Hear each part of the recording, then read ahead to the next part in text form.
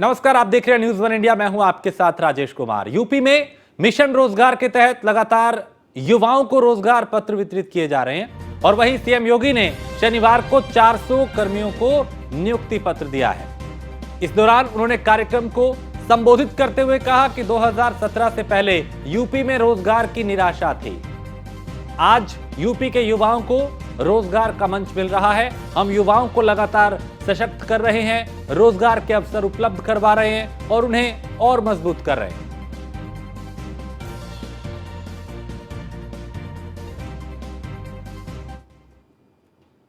आदरणीय प्रधानमंत्री मोदी जी के विजन के अनुरूप देश की सबसे बड़ी अर्थव्यवस्था बनने की ओर अग्रसर है। नहीं तो 2017 के पहले क्या स्थितियां थी?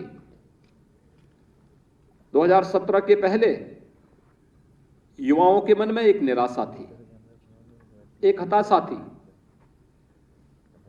उत्तर प्रदेश के अंदर चयन की प्रक्रिया में भेदभाव होता था और उत्तर प्रदेश के बाहर जाते थे तो उनके सामने पहचान का संकट होता था।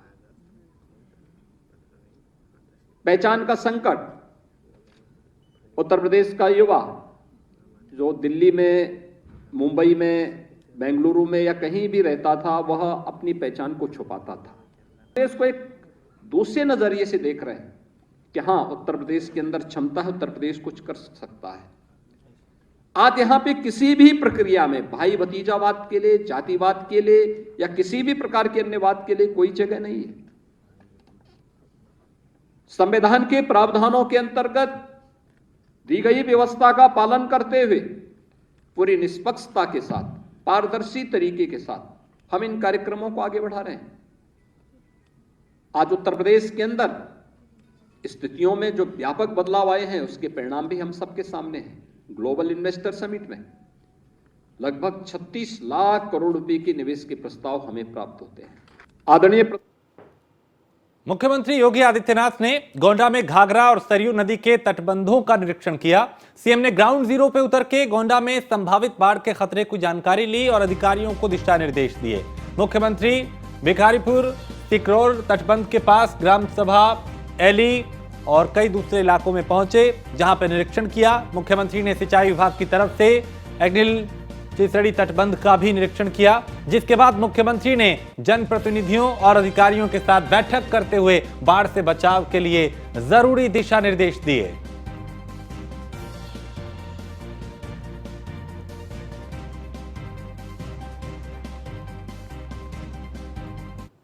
वर्तमान में 2.5 लाख क्यूसेक वाटर यहाँ से डिस्चार्ज हो रहा है। ये चीज़ें दिखाती हैं कि अभी इसमें लगातार बढ़ोतरी होने की संभावनाएं हैं और सबको देखते हुए समय से किए गए बचाव के उपायों के परिणाम स्वरूप यहाँ पर बाढ़ निरोधक जो उपाय किए गए हैं, आज उसके परिणाम हम सबके सामने आ रहे हैं और प्रभावी ढंग से तटबंधों को बचाने, जन और धन की हानि को रोकने के लिए व्यापक स्तर पर कार्रवाई की गई है। चाहे वह एल्गिन चरचरी तरसरी तटबंध हो या सकरौर भिखारीपुर रिंग तटबंध हो या फिर परसपुर, भरौरा पीटी तटबंध और भौरीगंज रिंग जो तटबंध है, इन सभी की मरम्मत के साथ साथ बचाव के लिए जो आवश्यक उपाय बने हैं वह इरिगेशन विभाग के द्वारा समय से पूर्व संपन्न। और मुख्यमंत्री योगी आदित्यनाथ गोरखपुर में हैं, इस वक्त संबोधित कर रहे हैं, उन्हें सुनते हैं। आपके साथ हमारे पूर्वजों ने लड़ाई लड़ी थी, देश के लिए लड़ाई लड़ी थी और हम भाजपा को वोट इसलिए देते हैं क्योंकि आज भारतीय जनता पार्टी उस लड़ाई को लोकतांत्रिक तरीके से लड़ रही है। आप देखिए सोच उनकी, उनमें से बहुत सारे लोग नशे में थे, लेकिन उन लोगों ने सुधार किया। आज आप जाइए बधिक टोला में विकास दिखता है, लोगों ने सुधार किया, लोग अब काम करना शुरू किए। लेकिन क्या महाराणा प्रताप के साथ अपनी स्मृतियों को जोड़े हुए उन लोगों को जोड़ने का दायित्व क्या हमारा नहीं बनता था? कौन जोड़ेगा? थारू जनजाति को कौन जोड़ेगा? बधिक टोला में निवास करने वाले उन सैकड़ों परिवारों को कौन जोड़ेगा जो सैकड़ों वर्ष पहले आए थे, बदहाल स्थिति में थे। एक लंबे समय तक उन लोगों ने गुमनाम जीवन यहां जीने का काम किया। उन्हें मुख्य धारा के साथ जोड़ने का कार्य कौन करेगा? समाज में दबे कुचले लोगों की आवाज को कौन शासन की योजनाओं के साथ जोड़ने का कार्य करेगा? अगर हम सब इसमें कुछ भी कार्य करते हैं, गरीब कन्याओं के लिए, गरीब छात्रों के लिए छात्रावास की व्यवस्था करवाते हैं, तो ये महाराणा प्रताप की प्रेरणा होती है। ये महाराणा प्रताप के प्रति सच्ची कृतज्ञता है। और मुझे लगता है यह इस प्रताप भवन के माध्यम से क्षत्रिय महासभा को इस कार्यक्रम के साथ जुड़ना चाहिए। जातीय संगठनों की तरह हम लोग भी अगर आचरण करने लग जाएंगे, आप लोग भी आचरण करने लग जाएंगे, तो फिर आप अपने महापुरुषों के साथ अन्याय करेंगे। हमारा दायित्व है उससे अलग हट करके सामाजिक चेतना को जागरूक करने का कार्य, एक नायक को सामने रख करके, उस नायक को सामने रख करके, वह नायक जाति का नहीं राष्ट्र का है और उसकी प्रेरणा से लेकर के हमें कार्य करना है। यह अभियान हम सबका दायित्व बनता, पूरे समाज को जोड़ करके एक नई चेतना के साथ कार्य करना, और यही नेतृत्व का गुण भी होना चाहिए। मुझे प्रसन्नता है यहां पर आप लोगों ने स्वर्गीय श्री रघुनाथ चंद जी की प्रतिमा को भी स्थापित किया। स्वर्गीय रघुनाथ चंद जी कई बार वहां गए थे, मेवाड़ की यात्रा उन्होंने की थी, हल्दी घाटी में भी गए थे, और इसमें उन्होंने लेखनी का काम भी किया था। हमारा प्रयास होना चाहिए कि सभी अभियान निरंतर आगे बढ़ते रहने चाहिए, सामाजिक चेतना निरंतर आगे बढ़ती रहनी चाहिए, अलग हट करके कुछ नयापन हम लोग करें, और जातीय संगठन के आधार पर नहीं बल्कि सामाजिक संगठन के रूप में समाज के हर तबके को जोड़ करके अगर हम कार्य करेंगे तो ये सम्मान आपका बढ़ेगा। आप सभी के प्रति लोगों के मन में एक गौरव की अनुभूति होगी और लोग आपके प्रति सम्मान का भाव भी रखेंगे। और मुझे लगता है ये आज की सबसे बड़ी आवश्यकता है। मुझे बहुत प्रसन्नता है कि महाराणा प्रताप की इस भव्य और दिव्य प्रतिमा को, यानी पूरी प्रतिमा ही मैंने देखा यहाँ पे कि ये केवल एक सामान्य पत्थर नहीं, ये तो अपने आप में ग्रेनाइट की एक भव्य प्रतिमा है, ब्लैक ग्रेनाइट की प्रतिमा तो है ही, लेकिन ये अपने आप में ये प्रतिमा बहुत कुछ कह देती है आपके योगदान के बारे में और इन कार्यक्रमों के बारे में। इतना भारी भवन आपके पास यहाँ पे है, अच्छा पुस्तकालय बनाया जाना चाहिए, अच्छे रचनात्मक कार्यक्रमों के साथ जुड़ना चाहिए। अच्छा होगा राष्ट्र नायकों के प्रति,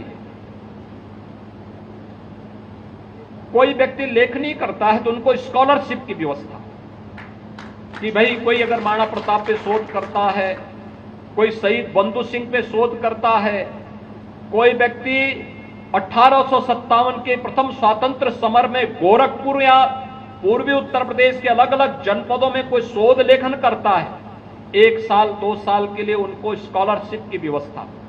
अगर ये चीजें आप करेंगे, बहुत सारे लोगों को प्रेरणा प्राप्त होगी। लोक गायकों, लोक गायकी में, लोक कला में, लोक परंपराओं में ये सभी चीजें मौजूद हैं।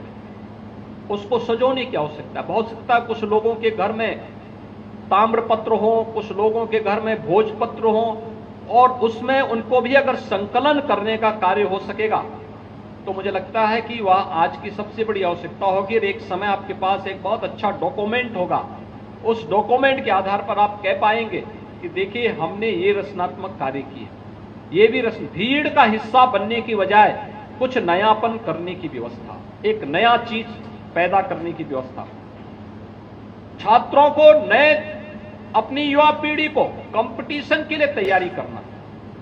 वो प्रतियोगी परीक्षाओं के लिए हो सकता है, स्पोर्ट्स के लिए हो सकता है, और फिर मुझे लगता है कि आप तो शूटिंग की भी ट्रेनिंग उनको देते हैं। बहुत अच्छा है, जिनकी रुचि है उनको शूटिंग की ट्रेनिंग दीजिए। शूटिंग रेंज बनवाइए, शूटिंग रेंज बना करके उनको बताइए कैसे आप कर सकते हैं। बहुत सारे, मुझे एक लड़का यहाँ गोरखपुर का मिला, मेरे सामने आया था, वो यहां से नहीं गोरखपुर का है, लेकिन यहां नहीं मंच मिला, वो दूसरे राज्य से जाकर के खेल रहा था और वहां के लिए मेडल प्राप्त कर रहा था। फिर मैंने प्रशासन से कहा, मैंने कहा इस बच्चे को राइफल दो, इस बच्चे के लिए शूटिंग रेंज बनाओ यहां पर, जिससे वह खेल में आगे आ सके।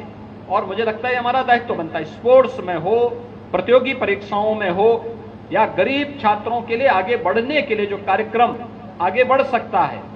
याद रखना, पूर्वी उत्तर प्रदेश के बच्चों के लिए पूज्य महंत अवेद्यनाथ जी महाराज ने प्रताप आश्रम बनाया था। प्रताप आश्रम में 250 से 300 बच्चे हर समय रह करके शिक्षा अध्ययन करते थे, आज भी करते हैं, बड़ी संख्या में बच्चे आज भी वहां रह करके अध्ययन करते थे। और उस प्रकार का एक मंच देना, हर समुदाय के बच्चे हैं, गरीब बच्चा कोई भी हो, किसी भी जाति के समुदाय का है, अगर वह गरीब है, पढ़ना चाहता है, मंच आपका होगा, लेकिन वह आकर के पढ़े, कल वह आपके लिए एक वो बनेगा। कल कभी कोई ऐसी स्थिति आती है, उस समय आपके साथ खड़ा होगा, भामाशाह के रूप में खड़ा होगा, उस समय वह कुंजा के रूप में खड़ा होगा, उस समय वह कोई भील और मीना सरदार के रूप में आपके साथ खड़े होकर के समाज की इस लड़ाई में आपका योगदान देने और देश और धर्म के लिए कुछ कर गुजरने की एक प्रेरणा उसके मन में होगी। वह भाव हमें पैदा करना होगा। आज के इस अवसर पर मैं एक बार फिर से राष्ट्र नायक महाराणा प्रताप को आपने सावन की इस माह में स्मरण करके उनकी भव्य प्रतिमा लगाई है। राष्ट्र नायक को इस अवसर पर कोटि कोटि नमन करता हूं। आप सबको मैं इस बात के लिए धन्यवाद देता हूं कि आपने यहां पर भव्य प्रतिमा लगाई और अन्य अनेक रचनात्मक कार्यक्रमों के साथ आप सब जुड़ेंगे। इसके लिए सरकार की तरफ से भी और गोरक्षपीठ की ओर से भी आपको भरपूर मदद मिलेगी। आप सबके प्रति मेरी शुभकामनाएं। धन्यवाद। जय हिंद। तो महाराणा प्रताप की प्रतिमा का अनावरण करने के बाद मुख्यमंत्री योगी आदित्यनाथ ने संबोधित किया। छोटे से ब्रेक के लिए रुकेंगे, ब्रेक के उस पार कुछ और खबरें। समाजवादी पार्टी के दिग्गज नेता और यूपी सरकार में पूर्व मंत्री रहे आजम खान को शनिवार को रामपुर की अदालत ने हेट स्पीच के मामले में दोषी करार दिया है। आजम खान को मामले में 2 साल की सजा सुनाई गई है। आजम खान पर साल 2019 में चुनाव प्रचार के दौरान भड़काऊ भाषण देने का आरोप लगा था। मामले में आजम खान ने यूपी के मुख्यमंत्री योगी आदित्यनाथ और रामपुर के जिला चुनाव अधिकारी के खिलाफ भड़काऊ बयान दिया था और उस समय आजम खान सपा बसपा गठबंधन के प्रत्याशी थे।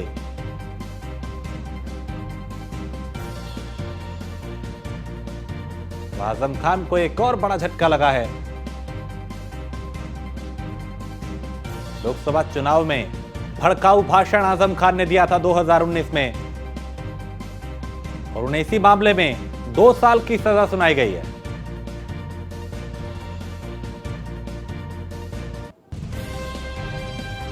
तो एमपी एमएलए कोर्ट ने आजम खान को सजा सुनाई है। 2019 लोकसभा चुनाव के दौरान भड़काऊ भाषण दिया था। चुनाव प्रचार के दौरान रामपुर के शहजाद नगर थाना में उन्होंने भाषण दिया था और भाषण में आजम खान ने पीएम मोदी और सीएम योगी पर टिप्पणी की थी और आजम खान का भाषण सोशल मीडिया पर भी वायरल हुआ था। तो वायरल वीडियो के आधार पर एडीओ पंचायत अनिल कुमार ने मुकदमा दर्ज कराया था और 2019 के लोकसभा चुनाव के दौरान भड़काऊ भाषण देने का आरोप लगा था आजम खान पर और उस मामले में उन्हें दोषी करार देते हुए 2 साल की सजा सुनाई है। तो एमपी एमएलए कोर्ट ने आजम खान को यह सजा सुनाई। एक बड़ा झटका है आजम खान के लिए। तो लोकसभा चुनाव में यह भड़काऊ भाषण दिया था तो होना ही था। हमेशा हमने सत्य की लड़ाई लड़ी है, सत्य की ही जीत होगी। हमें पूरा विश्वास है कि कुछ समय के बाद जो फैसला आएगा वो फैसला देश के लिए नज़ीर साबित होगा और कम से कम ऐसे राजनीतिक लोगों के लिए जो न्यायपालिका को या कोई भी पॉलिटिकल लीडर को कुछ नहीं समझते थे, इस फैसले से कम उनकी जुबान पर ताला लगेगा। मेरा पूरा विश्वास है, मुझे पूरा विश्वास है कि इस मामले में अधिक। समाजवादी पार्टी को एक और झटका लगा है। दारा सिंह चौहान ने यह झटका दिया और उन्होंने समाजवादी पार्टी से इस्तीफा दे दिया है। मऊ के घोसी से विधायक दारा सिंह ने अपना इस्तीफा विधानसभा अध्यक्ष सतीश महाना को भेजा है और उन्होंने इस्तीफे की पेशकश की है। बता दें कि दारा सिंह बीजेपी छोड़ के समाजवादी पार्टी में शामिल हुए थे। सूत्रों की माने तो ऐसी चर्चा है कि वो जल्द ही बीजेपी में लौट सकते हैं। दारा सिंह योगी सरकार में वन एवं पर्यावरण मंत्री रह चुके हैं और 2022 के विधानसभा चुनाव से पहले दारा सिंह को अखिलेश यादव ने समाजवादी पार्टी में शामिल कराया था।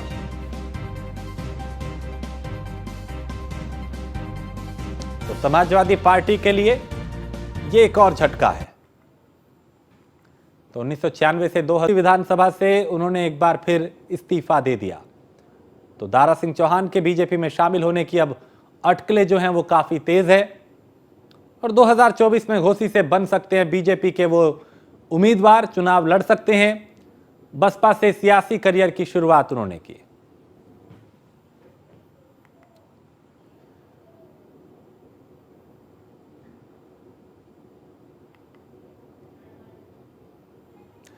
खबर गाजीपुर से है, जहां मुख्तार अंसारी पर आने वाला फैसला टला है।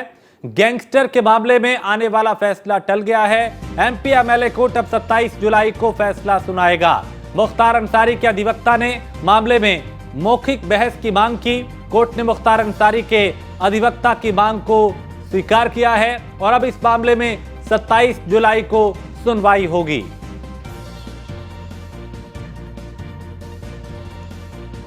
मुख्तार अंसारी के अधिवक्ता ने बहस की पेशकश की थी। कोर्ट ने मुख्तार अंसारी के वकील की मांग को स्वीकार किया और अब इस मामले में 27 जुलाई को सुनवाई होगी।